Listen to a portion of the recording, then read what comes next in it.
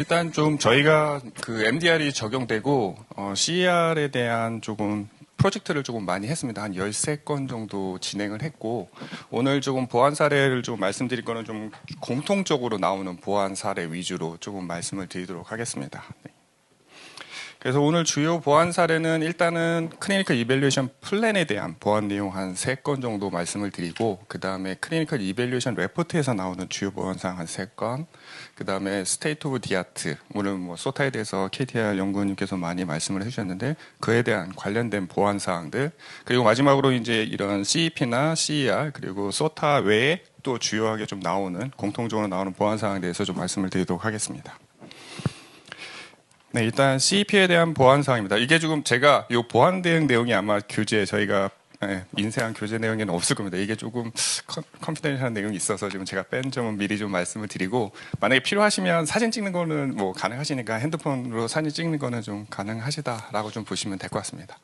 그래서 이제 CEP 요 보안 사항에 대해서 좀 얘기하기 전에 일단은 이 보안이 나오면 그런 이제 MB 심사관들이 어떠한 관점에서 보고 있는지, 무엇을 원하는지, 그리고 또 이 MB 심사원의 성향이 어떻게 되는지를 아는 게 중요하세요. 그거를 이해해야지 이 사람이 쓴 이 영어로 된 문구가 무엇을 의미하고 내가 무엇을 준비하면 되겠다라는 게 좀 결정이 됩니다. 그래서 일단은 만약에 뭐 병원이나 이런 데서 많이 도움을 주실 때 아마 심사원이 누군지 이 사람의 성향을 좀 사전에 아니면 보안이 나왔을 때 확인하는 거를 저희는 좀 하고 있습니다. 그래서 이분이 어떠한 백그라운드를 갖고 있고 주로 어떠한 보안들에서 그리고 어느 부분에서 좀 초점을 둬서 보안을 내시는지 이런 것들을 좀 파악하는 것도 좀 중요한 사항이고요.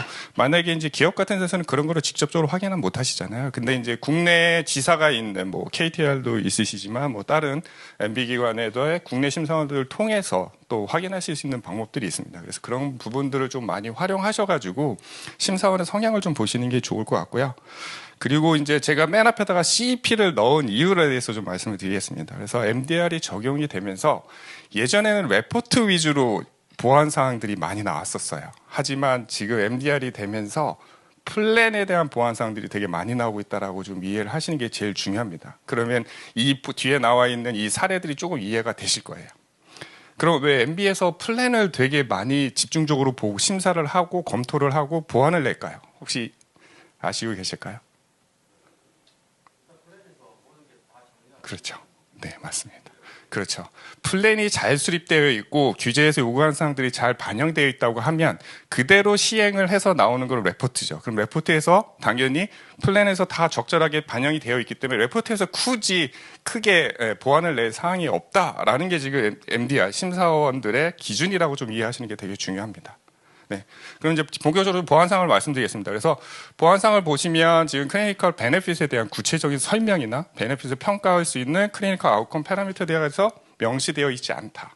네. 이게 없으면 나중에 레포트 쓰나 말한 거잖아요. 그래서 그런 보안이 있고, 그 다음에 이 클리니컬 세이프티나 퍼포먼스에 대해서 정량적으로 측정 측면에서 검토하기 위해 사용할 방법이 명시되어 있지 않다. 그래서 여기서 이런 지금 보안사항 영어로 아까 나온다고 해서 저희 마동 연구원님도 얘기하셨지만 이 영어에 대한 갭이 있거든요. 그러면 이 영어에서 주요 단어가 뭔지를 또 보시는 게 되게 중요해요. 네. 그래서 여기서 주요 단어는 클리니컬 베네핏에 대한 거, 그리고 클리니컬 베네핏을 어떻게 평가할 거냐, 그리고 아웃컴 패러미터를 어떻게 선정을 했는지, 그리고 정량적으로 어떻게 저희가 사용할 건지 이런 것들을 명시하라라는 주요 내용이라고 좀 보시면 될 것 같아요. 그럼 저희는 당연히 클리니컬 베네핏에 대해서 명확하게 설명을 하셔야 되겠죠. 우리 의료기가 갖고 있는 베네핏은 어떤 것들이다. 그리고 이거를 선택하고 우리가 임상시험을 통해서 보는, 그러니까 엔드포인트겠죠. 아웃컴 패러미터라는 건. 그러면 이제 엔드포인트 같은 경우는 뭐 임상적인 성능이나 안전성 측면에서 저희가 잡을 건데, 이 패러미터들이 어떻게 우리가 정량적으로 측정을 할 거냐, 이걸 고민해 주셔야 되는 부분이죠. 그래서 이 CEP를 쓸 때, 특히 이제 우리가 임상평가를 하실 때 병원에 계시는 임상의 선생님들, 즉 특히 우리가 임상 시험을 하는 경우에는 이제 그 엔드 포인트를 잡잖아요. 임상 설계 단계에서. 그런 부분에 대해서 적절하게 왜 이게 선정이 되었고 이걸 우리가 정량적으로 어떻게 증빙을 할 거냐, 이런 부분들에 좀 신경을 쓰셔야 된다고 생각하시면 될 것 같아요. 네. 그리고 또 임상의 선생님들 임상 프랙티스적으로 이런 것들에 대한 허용 기준치나 이게 이제 골든 스탠다드 하시는 것들을 알고 계시거든요. 그런 것들이 뭐 표준에도 나와 있을 수도 있지만 임상적인 부분에는 임상의 선생님들이 제일 잘 알고 계세요. 아니면 뭐 아니면 의사 협회라던가 이런 데에서 이러한 수술에서 나오는 아웃컴에 대해서는 우리가 정량적으로 판단하는 기준치들이 있거든요. 그런 것들을 이용해서 우리가 정량적으로 조금 측정을 하실 필요가 있다라고 좀 보시면 됩니다. 네, 다음은 저희 심사를 받는 디바이스의 의도된 환자 그룹이 명확하지 않다. 이거는 좀 우리가 구조적으로 좀 문제가 있습니다. 대부분 유럽 인증을 하시려면 국내 식약처를 하고 그 다음에 뭐 미국이나 유럽을 가시잖아요. 근데 국내 식약처의 기술문서에 쓰는 사용 목적이라던가 이런 부분이 되게 브로드하시죠. 우리는 구체적으로 쓰지 않습니다. 식약처 허가 때. 그 사용 목적을 그대로 저희가 유럽에 인증받을 때 쓰시면 이런 보안은 100% 나온다고 보시면 될 것 같아요. 그래서 유럽이나 미국은 구체적으로 작성을 하라라고 합니다. 그래서 환자의 연령이라던가 성별, 그리고 나이, 그리고 소아냐, 유아냐, 임산부냐, 모유 수유자냐 이런 것들을 구체적으로 저희가 쓰도록 요구를 하고 있고요. 추가적으로 조금 더 좋은 심사원에게 좋은 인상을 주시려면 우리가 사용하지 말아야 되는 환자군도 좀 명확하게 제시를 해주시면 좋아요. 그렇기 때문에 이런 것들을 좀 구분해서 하셔야 되고, 만약에 저희가 클레임을 했는데 자료는 있기는 하지만, 임상적인 데이터는 있긴 하지만 그게 부족할 때는 우리가 PMS라든가 또는 PMCF 스터디를 통해서 우리가 보완하겠다라는 계획도 함께 제출해 주시면 좀 이런 보완 사항을 대응하실 수 있는 방법이다라고 좀 보시면 될 것 같습니다. 네, 그 앞에서도 잠깐 말씀드린 저희가 약물하고 같이 쓰는 필러 같은 경우는 리도카인 같은 거를 같이 쓰는 경우도 있고, 아니면은 또 조직 저희가 재생을 유도하는 물질을 조금 소량 넣어서 하시는 제품들이 많은데, 이런 제품들에서 약물과 함께 사용되도록 의도된 경우에는 CEP에서 해당 약물에 대한 부분들을 많이 설명을 해주셔야 됩니다. 주로 우리 CEP에서 우리 제품에 대해서만 설명을 하시는데, 그 약물에 대한 작용 기전이라든가 의도된 용법 용량, 그다음에 약물 사용 목적이라든가, 그리고 이거에서 인해서 발생할 수 있는 이익과 위험에 대한 문제들도 같이 기술을 해주실 필요가 있습니다. 네. 그래서 이러한 부분들은 지금 아까도 말씀하셨지만 저희가 CER에 관련된 문서가 단독으로 사용되는 문서가 아닙니다. 여러분들 좀 오해를 많이 하시는데, CER은 내가 그냥 단독으로 쓰면 돼. 내가 그냥 작성해가지고 인증 신청을 해서 인증 심사를 받으면 돼. 하지만 인증 심사원들은 그렇게 보고 있지 않습니다.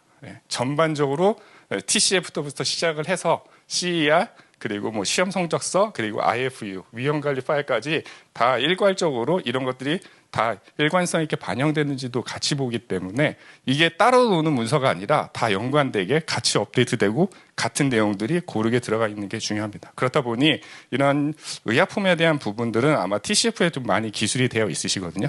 그런 부분들을 저희가 가지고 오고, 위험이나 이득에 대한 거는 위험관리를 통해서 저희가 CEP에 반영을 해주셔야 된다라고 좀 보시면 될 것 같습니다. 그리고 또 이러한 약물 사용에 의해서 우리가 좀 지금까지는 크게 문제가 없고 성능에 대한 부분들을 보셨다고 하더라도 추가적으로 사후관리 쪽, 그러니까 PMS나 PMCF에 대해서도 명확하게 우리가 활동을 하겠다라고 좀 기재를 해주실 필요가 있습니다. 이러한 제품들은 당연히 임플란트 제품이고 3등급 제품에 해당합니다. 네, 다음은 CER에 대해서 말씀을 드리겠습니다. CER 하면 무조건 나오는 보안이 동등성 입증에 대한 부분입니다.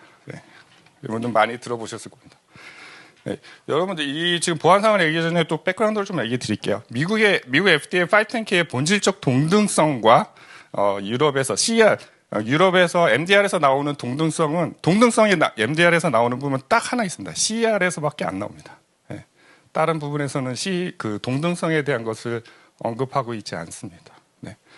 그래서 일단 기본적으로 미국 FDA가 말하는 본질적 동등성은 동등 또는 동등 이상까지 허용이 가능하다라고 보시면 되고요.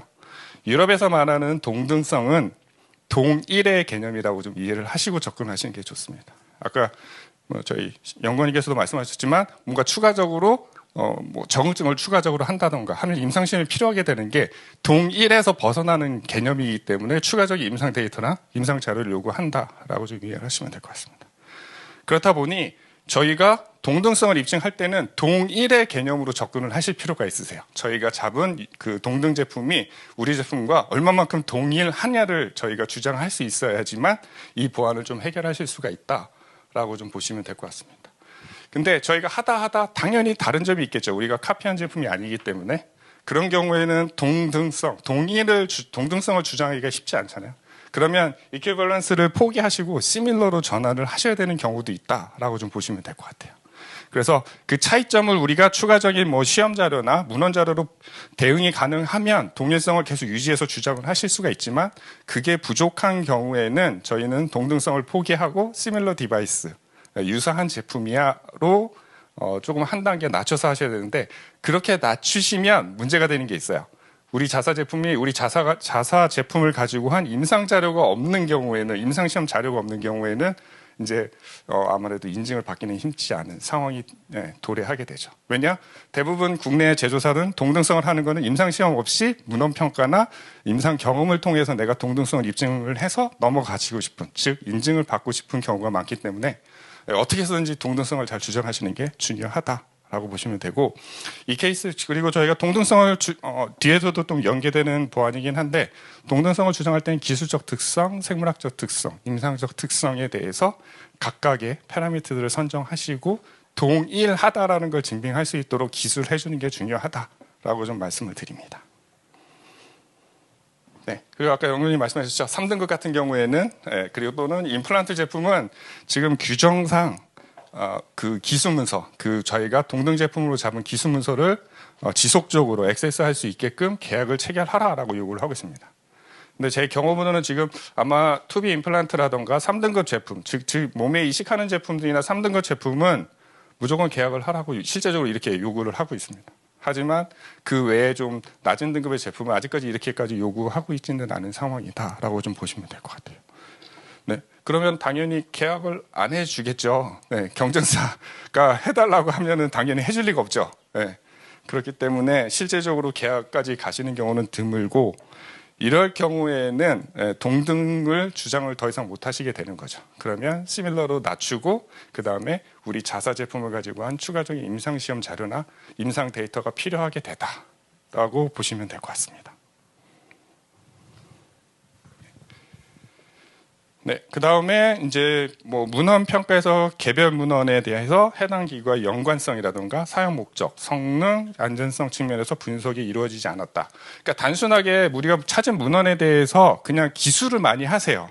네. 하지만 우리는 임상 평가를 하는 목적은 이 임상 문헌에서 얼마만큼 우리 제품과의 연계성이 있는지, 사용 목적이 우리 제품과 동일한지, 성능이라든가 안전성 그런 측면 또는 생물학적 특성에 대해서 우리하고 동등하다는 걸 증명하게 되기 때문에 이러한 세부적인 내용들을 여러분들이 보시고 분석을 하고 그거를 기술해 넣으셔야 될 필요가 있는데 저희 같은 경우에는 테이블로 좀 많이 작성을 합니다. 뭐 1번, 2번, 3번에서 각각의 논문에 대해서 여기에 나와 있는 항목별로 연계성이 어떻게 되는지, 사용 목적이 어떻게 되는지, 성능이 어떻게 되는지, 안전성에 대한 내용이 있는지 없는지 이런 것들을 각각 나열을 하고 기술을 하고 그거를 분석을 한다라고 보시면 될 것 같습니다. 그렇게 하는 이유는 직관적이 되거든요. 표로 작성해서 내용을 넣으면 그러면 심사위원들이 좀 심사를 편하게 하실 수 있도록 하는 그런 배려 차원도 있다라고 좀 보시면 될 것 같습니다. 네, 그러면 이제 소타 얘기 드리겠습니다. 지금 소타에 대한 개념이 불명확하다라고 많이 얘기 드셨죠 오늘. 네.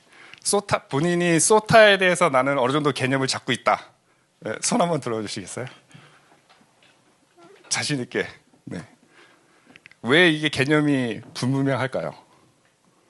네. 그냥 제 개인적인 경험으로는 소타는 바뀝니다. 네. 지금 당장은 A라는 게 소타지만 이게 나중에 시판 후 1년 뒤, 2년 뒤에는 이 A가 더 이상 소타가 아닐 수 있기 때문에 명확하게 정의를 못 내리고 있다고 보시면 돼요. 그러니까 소타라는 거는 흔히들 대부분 잘 모르시는 분은 최신 기술이라고 하지만 제가 이해하고 있는 소타는 사회에서 또는 의료기기 헬스케어 시장에서 또는 학회에서 보편적으로 인정을 해주는 기술의 수준이라고 좀 보시는 게 맞을 것 같습니다. 자, 그러면 의료기기가 새로 나오면 그런 보편적인 그런 학회에서 프랙티스적인 것, 즉 우리가 말하는 골든 스탠다드가 이런 것들이 바뀔 수가 있죠. 그렇기 때문에 소타도 같이 바뀐다라고 좀 이해를 하시는 게 좋을 것 같아요. 그래서 이 소타라는 개념을 잡기가 되게 많이 힘들고 이런 보안이 나왔을 때 제조사분들 또 병원에 계신 분들은 아마 이 정의를 명확하게 머릿속에 넣고 있지 않기 때문에 어떻게 해결해야 되는지 좀 많이 힘들어 하시는 부분이 이 소타라고 보시면 되고, 최근에 이 소타 관련된 보안을 저희가 엄청 많이 받고 있습니다. 네. 이게 딱 뭐 동등 제품뿐만 아니라 저희가 뭐 CER 컨텐츠 보시면 커런트 날리지라던가 아니면 뭐 스테이트 오브 디 아트 섹션에서 이미 필드에 나와 있는 유사 제품에 대한 거, 그리고 아까 대체 치료법 이런 것들 있죠. 이게 다 소타하고 연결되어 있는 상이라고 좀 보시면 될 것 같아요. 네. 그런 것들을 잘 분석을 해서 정리를 하고 나서 이게 기술이 돼야 되는 게 좀 중요한 부분입니다. 그래서 여기서 보시면 소타 데이터를 기반으로 한 세이프티하고 퍼포먼스에 대한 구체적인 정량적인 벤치마크 파라미터가 제시되지 않았다. 이게 무슨 뜻이냐면 아까 말씀드렸죠. 뭐 학회에서 생각하고 있는 골든 스탠다드 기준, 우리가 어떤 파라미터를 보면 이 수술이 성공했다라고 보는 것들이 있을 겁니다. 그게 대부분 또 정량적으로 나와 있는 것들, 또는 우리가 찾은 문헌을 통해서 종합적으로 우리가 분석하고 평가해 보니 여기서 말하고 있는 소타 그 파라미터는 이거고 이 파라미터에 대한 성공 기준은 이거네, 정량적인 숫자들을 도출할 수 있는 부분이 있습니다. 그리고 또 뭐 아니면은 저희가 표준이라던가 이런 곳에서 또 발췌할 수 있는 부분이 있기 때문에 이게 되게 뭐 제품마다 너무 다양하고 하기 때문에 좀 많이들 힘들어 하시는 겁니다. 그렇기 때문에 실제적으로 정량적으로 우리가 값을 보여줘야 되는 그런 어려움이 좀 있다라고 좀 보시면 될 것 같습니다. 네, 그리고 뭐 가이던스에는 저희가 동등 제품은 한 개만 하라고 했는데 한 개 잡아서 냈더니 왜 니네 한 개만 했어? 라고 보안이 나옵니다. 네. 그리고 이거를 니네 왜 한 개 제품에 그 제품이 가지고 있는 파라미터, 그러니까 뭐 세이프티나 퍼포먼스에 대한 파라미터만 비교했어? 왜 소타하고는 비교하지 않았어? 왜냐? 소타에 대한 개념이 없으셨으니까. 그죠? 네. 이러한 보안들이 지금 계속 나오고 있습니다. 그러면 왜 한 개만 했는지, 왜 이 제품이 단일로 우리가 동등한 제품이라고 보는지에 대한 추가적인 부연 설명이나 근거를 제시할 필요가 있으시겠죠. 우리가 다양한 제품들, 우리하고 동등하다고 볼 수 있는 다양한 제품 또는 벤치마크 제품들을 봤는데 이러한 것들이 달라서 최종적으로 남은 게 이거야. 이런 부분적인 부연적인 좀 설명이 필요하시다라고 보시면 될 것 같아요. 그렇지 않으면 뭐 한 개 이상을 또 잡으실 수도 있고, 그렇게 조금 정당성을 좀 주장을 하셔야 될 필요가 있으시고요. 그리고 이 소타, 뭐 유사 제품의 동등 제품에서 나온 파라미터들은 내가 봤어. 니네 제품도 그렇게 했네. 하지만 이게 소타야? 라고 물어보는 거에 대한 답변을 하셔야 되겠죠. 그러면 아까 말씀드린 뭐 학회라던가 아니면 우리가 문헌, 메타 분석을 통해서 나온 그런 파라미터나 그런 정량적 값을 저희가 제시하고 이 값에 우리가 부합한다라는 추가적인 그런 내용들을 기술을 해주실 필요가 있다라고 좀 보시면 될 것 같습니다.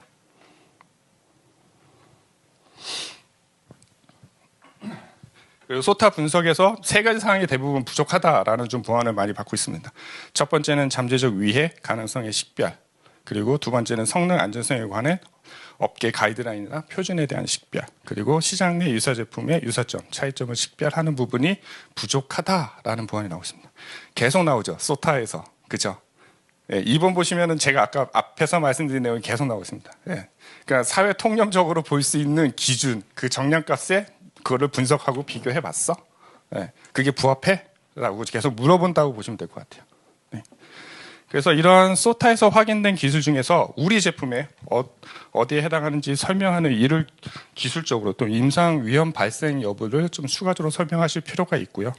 그리고 이러한 우리 기술이 적용되는 국제 표준이라던가 아니면 우리가 문헌 검색을 통해서 나온 메타 분석을 통해서 나온 것들, 또는 학회나 이런 데서 제시하고 있는, 또는 메디컬 프랙티스에서 실제적으로 쓰고 있는 골든 스탠다드에 대한 것들을 좀 추가적으로 제시하실 필요가 있고요. 이 부분이 좀 되게 제조사들이 많이 힘들어하세요. 그리고 여기 계신 병원 관계자분들이나 임상의 선생님들이 조금 많은 도움을 주셔야지만 조금 해결할 수 있는 부분이다라고 좀 부연 설명을 드립니다.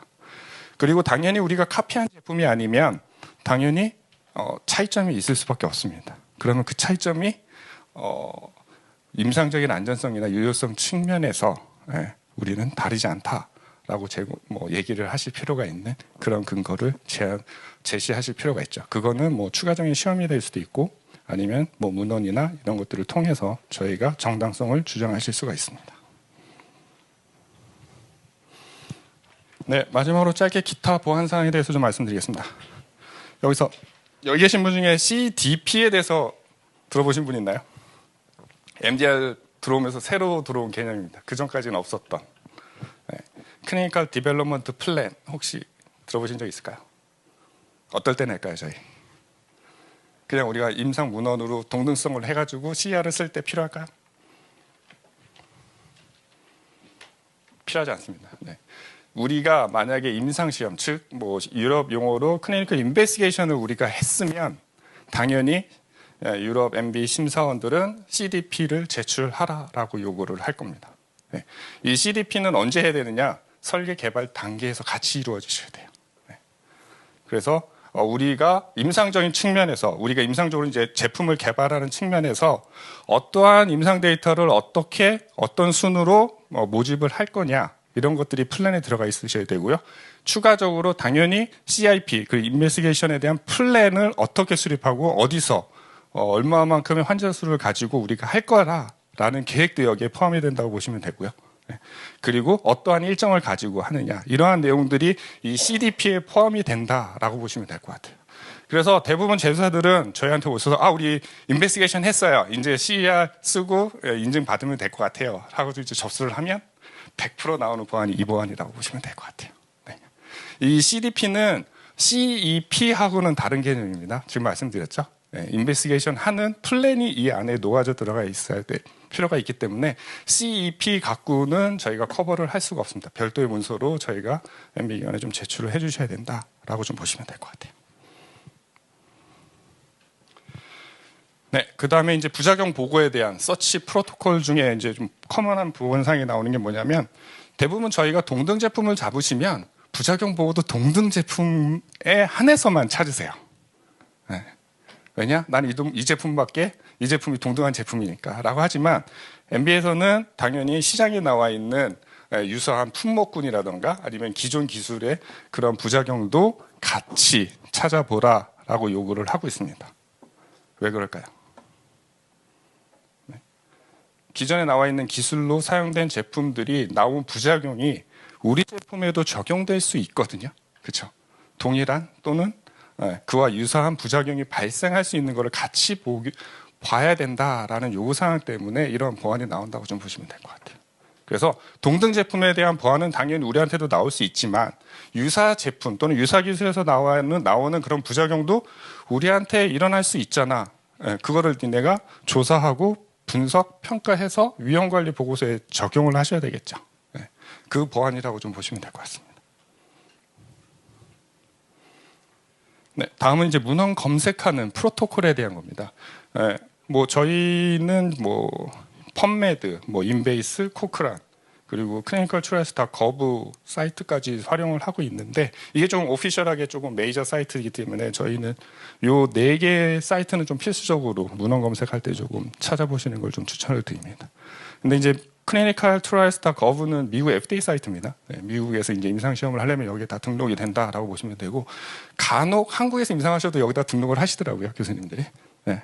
그래서 요 4개 사이트를 보고 있는데 대부분 뭐 인베이스, 펀메드, 코크라는 많이 사용하는데 클리니컬 트라이얼스.gov에 대한 사용도가 좀 많이 증가하는 것 같습니다. 저희는 옛날에 MDD 때부터 좀 사용을 하긴 했었는데 그때는 이렇게까지 보완을 해줬는데 왜 안 했어? 라고 보완을 지금 내는 상황이다라고 보시면 되고 앞에서 KTI 연구원님들도 클리니컬 트라이얼스.gov에 대해서 좀 말씀을 드린 게 그 이유다라고 좀 보시면 될 것 같아요.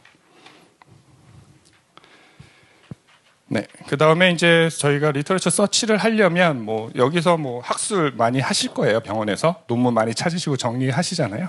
그러면 이제 문헌 검색 프로토콜의 검색 시기라든가 메시워드 이런 것들이 명확하게 제시되지 않고 그 다음에 찾은 문헌수가 너무 적다. 왜 이렇게 적은지에 대한 정당성이 주장되어 있지 않다. 그리고 체계적인 문헌 고철에서 뭐 피코 뭐 프리즈마나 이런 방식들이 어떻게 명확하게 사용되어 있는지 그에 대한 기준이 어떻게 제한되고 있는지 이런 것들이 불명하다라는 보안으로 보시면 될 것 같아요. 네. 그렇기 때문에 저희가 이러한 용어를 사용해서 어떤 서치 텀을 사용을 했었고 그 다음에 이거에 대한 인클루전, 익스클루전 크리테리아가 어떻게 되고 그리고 어느 기간 동안에 몇 개의 문물을 찾아서 어떻게 우리가 어프레이저 즉 평가를 해서 제외를 시켰는지 이런 것들이 좀 명확하게 제시를 해야 될 필요가 있어요. 어떤 기준을 갖고 우리가 할 건지 예. 그래야지 이게 이제 심사원들이 봤을 때 타당한지 적절한지를 보게 되고, 추가적으로 이 서치 프로토콜 잘 쓰셔야 되는 게 뭐냐면, 심사원들이 이 서치 키워드나 인클루전, 익스클루전을 갖고 레플리케이션을 합니다. 진짜 넣어가지고, 당연히 일정의 차이가 있겠죠. 내가 오늘 검색한 것과 심사원이 한 달 뒤에 한 차이는 당연히 감안을 합니다. 하지만 문헌 도출하는 수가 많이 틀리면, 뭐 몇백 개씩 틀리면 이거는 잘못된 거라고 심사원이 챌린징을 걸 수 있는 부분이 있죠. 네. 그래서 대부분의 심사원들이 레플리케이션을 해봅니다. 그 실제 우리가 서치했던 키워드를 활용해서 지금 우리가 만약에 이제 뭐 프로토콜을 통해서 레포트 안에서 나온 문헌, 최종 문헌 수가 타당한지, 우리가 검색한 문헌 수가 적정한지까지도 보고 있다라고 좀 이해해 주시면 좋을 것 같습니다. 네, 다음은 이제 PMS 관련된 내용인데, 저희가 이제 만약에 PMCF, 뭐 고위험 등급은 무조건 PMCF를 하셔야 된다고 보시면 될 것 같고요. 그리고 또 추가적으로 PMCF 스터디까지 고려를 하셔야 되지만, 그 외에 의료기 등급에서는 뭐 PMCF가 안 필요한 경우도 있거든요. 뭐 2A, 좀 저위험 등급은 뭐 PMCF가 필요하지 않을 수도 있는데, 이거에 대한 정당성 없이 그냥 선언만 하시는 거죠. 우리는 PMCF 필요 없어요 라고만 그냥 기재하시는 경우가 있습니다. 그러면 우리가 지금까지 뭐 보유하고 있는 임상 데이터를 통해서 우리는 충분하게 PMCF가 필요 없는지, 그러니까 뭐 PMS 데이터, 그다음에 PMCF 뭐 문헌이라든가 추가적인 문헌 자료를 통해서 우리가 찾은 것을 통해서 정당성을 좀 주장하실 필요가 있으세요. 아니면 제일 깔끔한 걸 제 경험상으로는, 만약에 저위험 등급인 경우에는 PMS나 그리고 PMCF를 조금 초기에 하시는 걸 추천드려요. 우리가 PMCF 스터디까지는 안 하셔도 되지만 그런 뭐 추가적인 문헌이나 문헌 고찰이라던가 이런 것들을 추가적으로 하시고, 그거를 근거로 해서 위험이 없다, 그리고 성능이 계속 유지된다는 걸 증빙하시면서 그 근거를 가지고 우리는 추가적인 뭐 연구가 필요 없다라고 좀 제안을 하시는 걸 좀 추천을 드립니다. 네.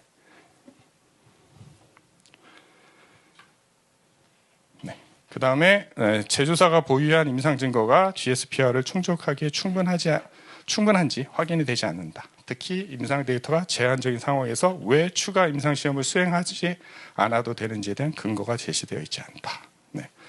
그래서 저희가 당연히 이제 임상 평가를 하시다 보면 GSPR이 끝단에 들어옵니다. GSPR에 그러니까 일반적인 성능이나 안전성 요구 사항이 부합을 하는지에 대해서 충분히 설명을 하셔야 되고, 그게 만약에 조금 뭐가 아직까지 지금 현재는 충족하지만 우리가 사후에 좀 추가적으로 볼 필요가 있다라고 하면 PMCF 플랜에 따라서 장기적인 팔로우업을 하겠다. 그리고 필요하면 PMCF 스터디까지 하겠다.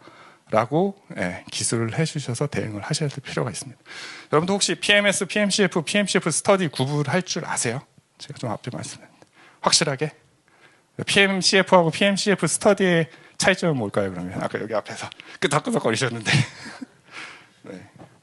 스터디는 그 임상 디자인에 가깝다고 보시면 돼요. 네. 그러니까 추가적인 클리니컬 인베스티게이션의 개념이라고 보시면 될 것 같아요. 그러니까 포스트 마켓 클리니컬 팔로우업 스터디잖아요. 네. 그건 뭐냐면 우리 자사 제품만 가지고 추가적으로 우리가 미비한 부분, 즉 뭐 성능이 될 수도 있고 안전성이 될 수도 있고 아니면 둘 다가 될 수 있는 부분을 우리가 추가적으로 시판 후에 지속적으로 임상 시험 디자인에 따라서, 그러니까 뭐 싱글암이겠죠. 그 디자인에 따라서 우리가 추가적으로 그런 데이터를 수집하겠다. 그러니까 실제로 임상을 하겠다. 우리 제품만 가지고. 그게 클리니컬 PMCF 스터디라고 좀 보시면 되고, PMCF는 모든 게 다 들어가죠. 우리가 지금까지 했던 뭐 문헌 검색이라든가 아니면 뭐 PMS 데이터를 끌고 온다던가 임상 관련된 부분만 한해서, 그리고 뭐 기타 우리가 이제 보유할 수 있는 임상 데이터를 가지고 종합적으로 우리가 레포트를 쓰는 게 PMCF다라고 좀 구별해서 이해를 해주시면 좋을 것 같습니다.